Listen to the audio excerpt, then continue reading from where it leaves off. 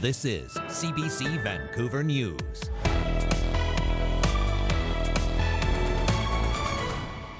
So there's no guarantee, if it's all reservations, that you'll even get on the same date.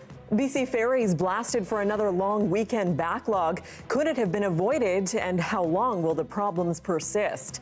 Plus, so coming week, we will see price going up, the shortage of product, delays at the port. at an impasse, feeling the impact of BC's port strike as the showdown continues 3 days and counting. And we would like to understand more about what these dark matter and dark energy things really are. mission possible? BC scientists behind this spacecraft attempting to create a 3D map of the darkest part of the universe. Good evening, I'm Tanya Fletcher. Well, BC Ferries is the target of a lot of long weekend frustrations for many travelers. One of its main vessels is still out of commission thanks to longer than expected repairs. As our Michelle Gassoub reports, some say it is simply unacceptable. We have reservation at 11 and we didn't got in the ferry until like 4.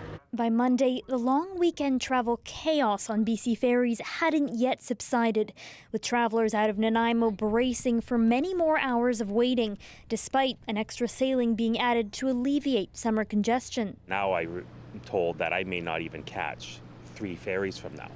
So there's no guarantee, if it's all reservations, that you'll even get on the same date. I only got here probably like an hour ago, but I was told that I'll be waiting for at least like 2 sailings.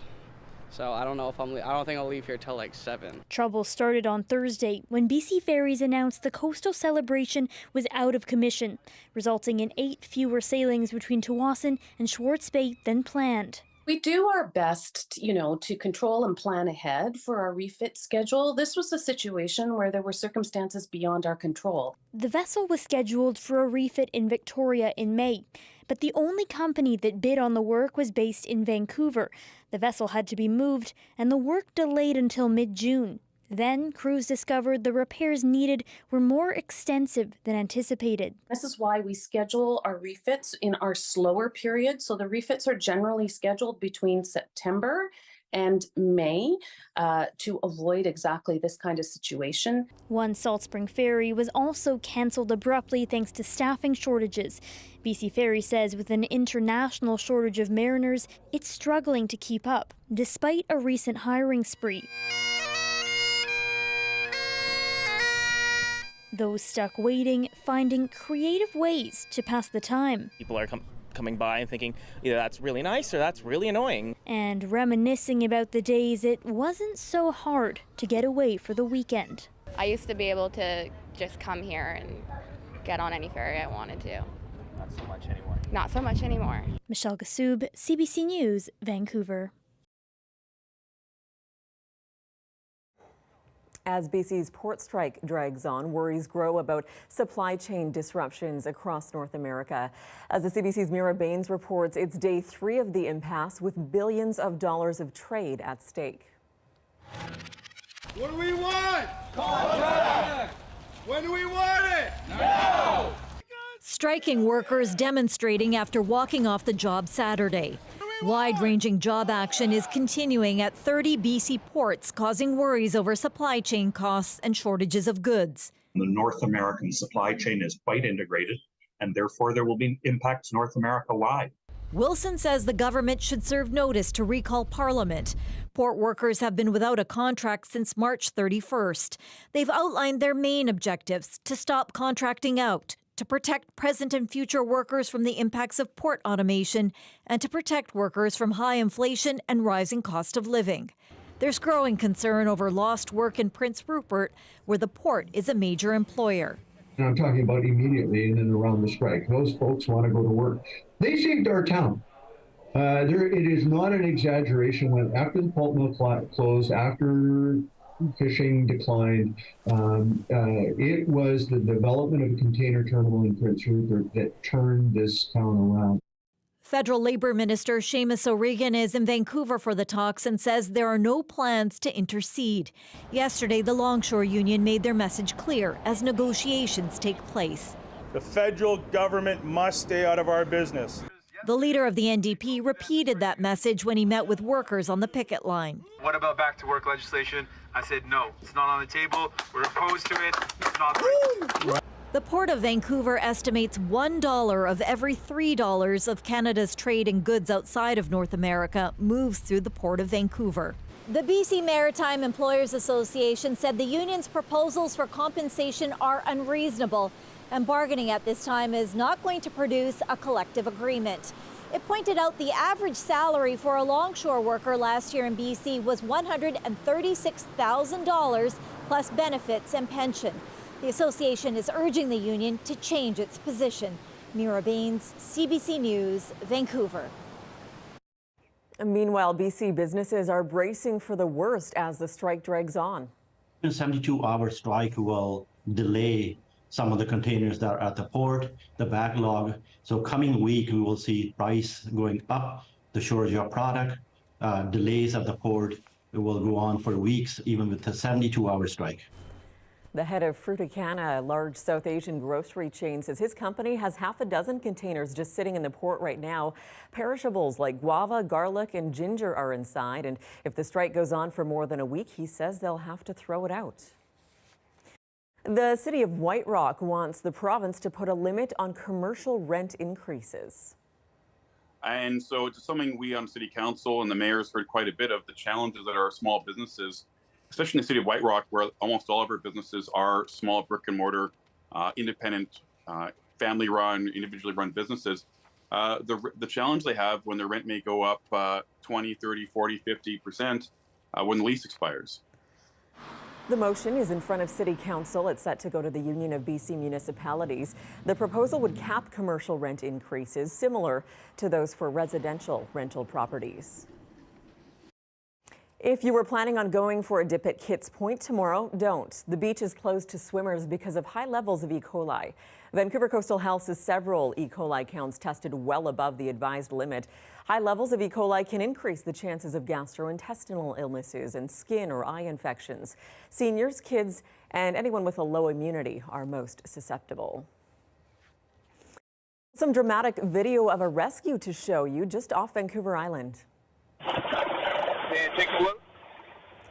This was a joint rescue between Canadian and U.S. Coast Guards in the Salish Sea, just a few kilometers from Victoria on Friday. You can see a helicopter crew plucks 3 people from a dinghy after a mayday call was made from a yacht that was taking on water. A 4th person was later pulled from the sea along with a dog. The 4 people were then taken to the hospital. The only fortunate part was that they were so close to land. The rescue swimmer was able to escort those people off the vessel, get them onto dry land, and the helicopter was actually able to land and put the people in the helicopter. The Coast Guard says events like these should serve as a reminder to always be prepared on the water. Well, that Knox Mountain wildfire burning just north of downtown Kelowna is now under control.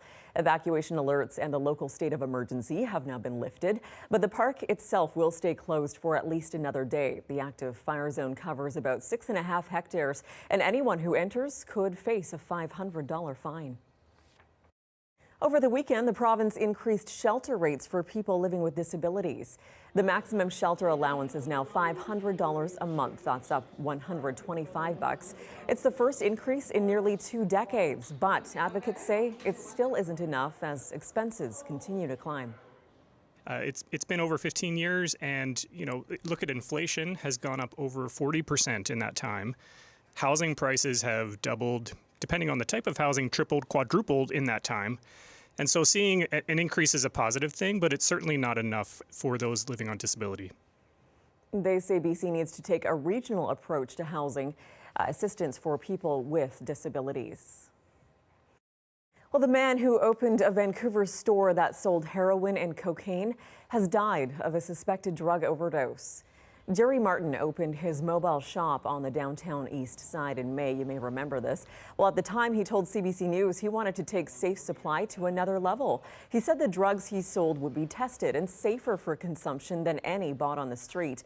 Martin was arrested a day after his store opened.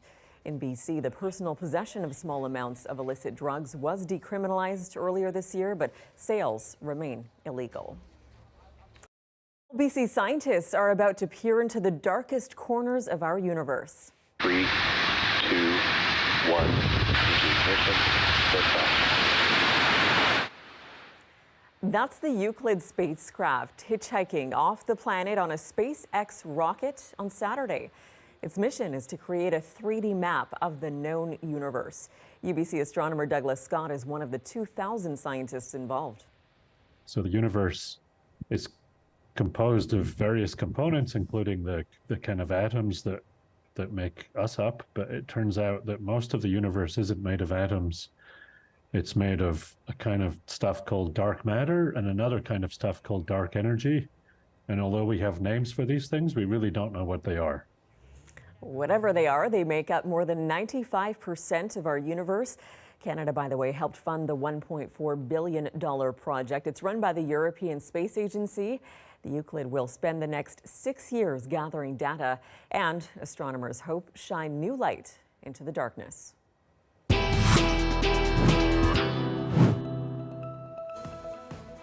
After the break, an act of resistance at a residential school in Edmonton. We hear from the woman who started a riot more than 60 years ago and what it means to live to tell the little-known tale. Stay with us.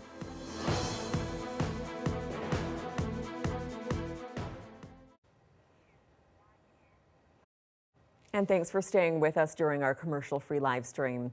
Well, a passionate Lego enthusiast has turned some of Edmonton's iconic landmarks into architectural marvels. Take a look. The Matart has 45,000. This one has 40,000.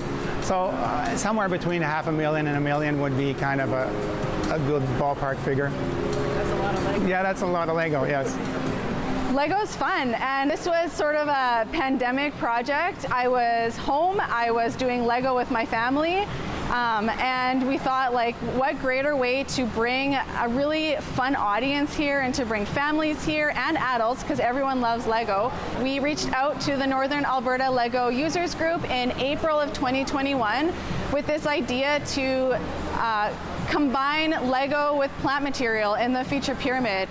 Usually our feature show changes take 5 days. This one took 11 days. It does take a lot of people, and about half our club, so 20-25 members, contributed both to set up and to bring models in. Just for the Matart building, instead of making that model, was probably 800 man hours. I think it just show what you can do with your imagination, what you can do with a simple Lego brick. I hope that when people come, they're just inspired, and they're inspired to create, and they're inspired to play, and they're inspired to really look closely at all the detail. And this is artist work, and people put a lot of hours and a lot of effort into making beautiful scenes, and it's very special.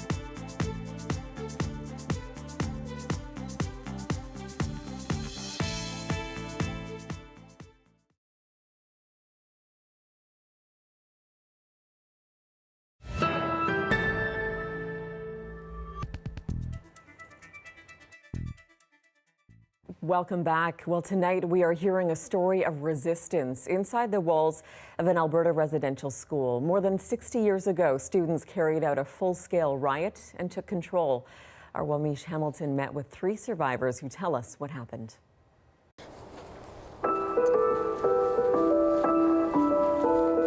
We're at the site of the former Edmonton Indian Residential School. Only survivors who went here know what the grounds used to look like and what happened to them while they were here. In particular, they remember one day in 1961 when they violently overthrew staff, took over the school, and won their freedom for a precious few hours. That event may be the only riot in the history of Indian residential schools. The United Church of Canada opened this school in 1924 and ran it basically for the next 4 decades. Hundreds of Indigenous children as young as 6 years old were brought here to undergo assimilation into Western culture. Students have described abuse and neglect, even speaking of starvation. Most of the structures are gone, including the school. We've come here today to meet survivors. You're welcome. Including some who were here in 1961. They're gathering to discuss the future of the site, but we're here to talk about the past, because the riot only lives in their memories. It's the first time they're speaking about what happened here. Gary Williams was 11 years old. And the skating rink had to be right around here, right where these trees are. When the riot started, he was outside skating with his younger brother. What did you hear or see that indicated something was happening, something was going on? I guess the first thing I heard was the bell ringing, and we kind of know what the bell was for. It wasn't an ordinary bell. It almost sounded unreal to have that bell ringing that long. I noticed there was quite a loud presence inside the door and corridors and whatnot. The roots of the riot go back years. Kids were fed up with abuse and conditions at the school. The fuse had been lit. It was just a question of when things would explode for the 147 students there. You talked about how the staff, particularly the dorm supervisors, treated the kids mean and cross, and that contributed to the riot itself. Eventually, you know. Like they created the meanness in the kids. Yeah, especially that fall. You felt it in the air for days before the riot. You know, something was going to happen. Ray Jones was 16 and in grade 10. What's surprising was the intenseness, you know, the intenseness after the riot, just boom. Like a match to gas. Yeah, the atmosphere of the school, you know, getting worse and worse. But the straw that broke the camel's back was the food. 3 times a day, they were fed what's called spork. It was canned meat described to us by one of the survivors today as looking and smelling like dog food. It was just a cheap canned meat that they used to feed the kids for breakfast, lunch, and supper. So they get tired of this. A female student named Helen worked in the kitchen, cooking for both kids and staff, and she saw the disparity between the meals. Students ate meagerly, staff ate like kings. That day, she got angry. She took boxes of spork outside and smashed them against the wall. Students gathered to watch. Staff tried to shoo them away. The crowd of kids pushed the staff inside into the hallway and started advancing on them. There was screaming and threatening from both sides. Older boys broke into a fire hose cabinet, pulled out the hoses, and sprayed the staff. Then, someone beat the principal in the head with a medicine ball. Students saw fear in staff's eyes, and they weren't scared of them anymore. The staff retreated into their rooms and locked the doors. The kids had control of the school. Siblings were able to meet for the first time in months, something they were forbidden from doing. That 15-year-old Helen, you were 15 in that picture? Mm-hmm. Tell me about her. Well, that Helen, she was really, well, I was good up to that point until I saw the difference between our meals, so. Mm-hmm. Helen Johnson was that girl in the kitchen who started the riot. She's now 77. We've come to her community in BC's northwest, where most of the kids at the school were from. She remembers how it ended after only a few hours. Students had built a 6-foot-high barricade out of cans of spork. Police arrived with dogs and set them loose, but the smell distracted them. What happened in the aftermath? So it's all the cops come, the dogs stop and smell the pork, but the cops get to you guys anyway. Yeah, they just told us to settle down. What happened to you after that? Well, I just went back to my dorm. I settled down like a good little girl. Not till later, when the principals start naming us all out. One outcome of the riot was that food at the school was improved, but punishment was also dished out. 2 students were expelled. Helen was later brought to the office and strapped. She was put on a train with no money and sent home. When she arrived, most of her family was gone. She'd forgotten her language. To this day, she feels lost at home, but she doesn't regret what she did. What do you think about that event? What do you think about what happened when you look back today? I think I did a good job myself, where I encouraged the children to speak out. Don't be scared of nobody.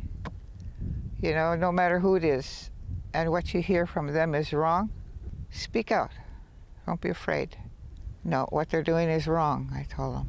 And what they say is wrong about you, being a dumb Indian. I wanted to make sure that I did it for a purpose, not for no reason at all. Because I'm not that type of a person, right? Unless I have to be. So that day, I had a purpose. It had to do with food.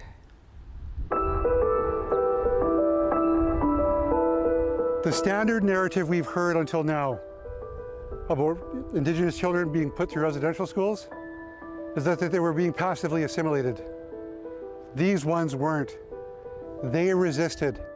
But many survivors still haven't talked about what they call a victory, not even to their families. As one survivor put it, it's a good memory, but it's wrapped up in 1,000 ugly ones. Wamish Hamilton, CBC News, St. Albert. Now, Wamish met with those survivors as they were meeting to discuss the future of that residential school site. Many say there are unmarked graves on that land, and a search using ground-penetrating radar is now underway. Coverage can be upsetting if you or someone you care about is looking for support. You can call the 24-hour National Residential Crisis School Crisis Line. That number is 1-866-925-4419. You are looking at a live shot of the Georgia Viaduct and BC Place. Get ready for the heat to ramp up. Your 5-day forecast is next.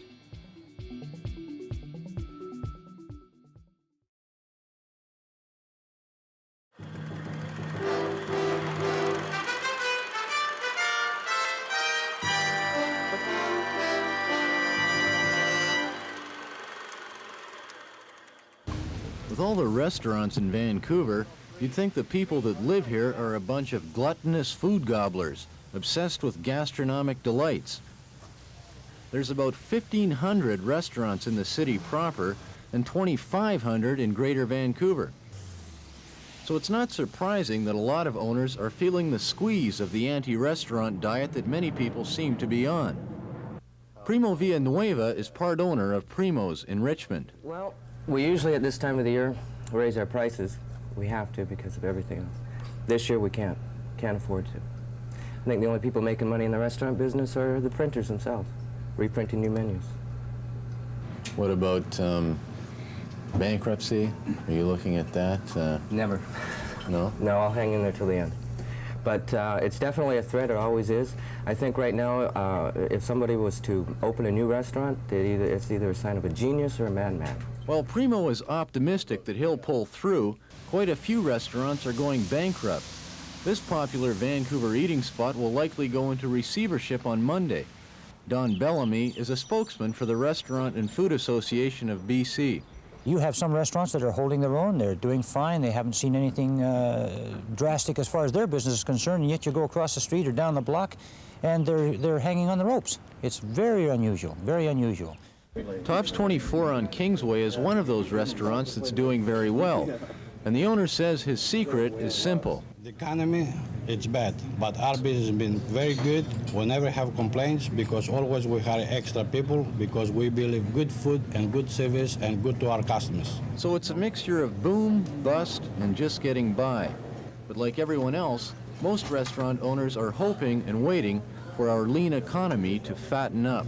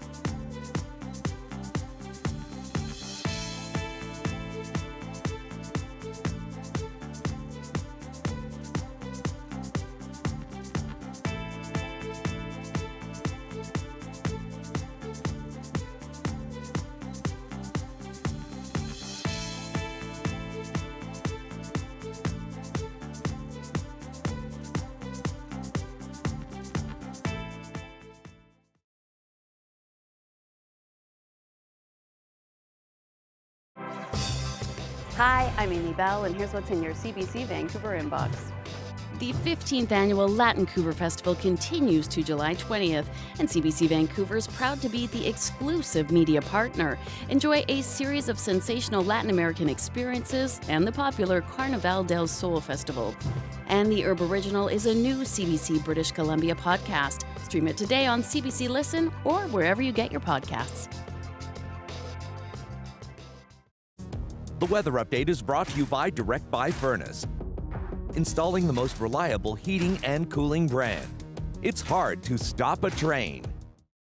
Let's bring in our meteorologist, Russ Lacate, for a look at the forecast. And Russ, talking about those wildfires, sounds like it's a bit of a good news, bad news situation, depending where we're talking about. Well put, Tanya, exactly. Hello to you. And we're writing a new chapter on our forest fire danger rating province-wide. You may have seen a little bit of smoke around parts of Metro Vancouver earlier today. It is back in the forecast again tomorrow. But very briefly here, across parts of the province, the real trouble spots in the northeast and sections of the Peace over the past several days. Now we're seeing some subtle improvement courtesy of the rain that they had earlier in the day. Things are really trending towards the extreme end of the scale in Vancouver Island. And of course, our maximum temperatures, we hit 30 in Port Alberni today. It's going higher than that tomorrow. We do have some real concerns about forest fire danger ratings on the island over the following 3 to 4 days. Victoria, 29 degrees tomorrow. Port Alberni aims for a near record high of 32 degrees across parts of the southern interior. Scattered showers show up in the eastern sections of the Kootenays and Columbias only.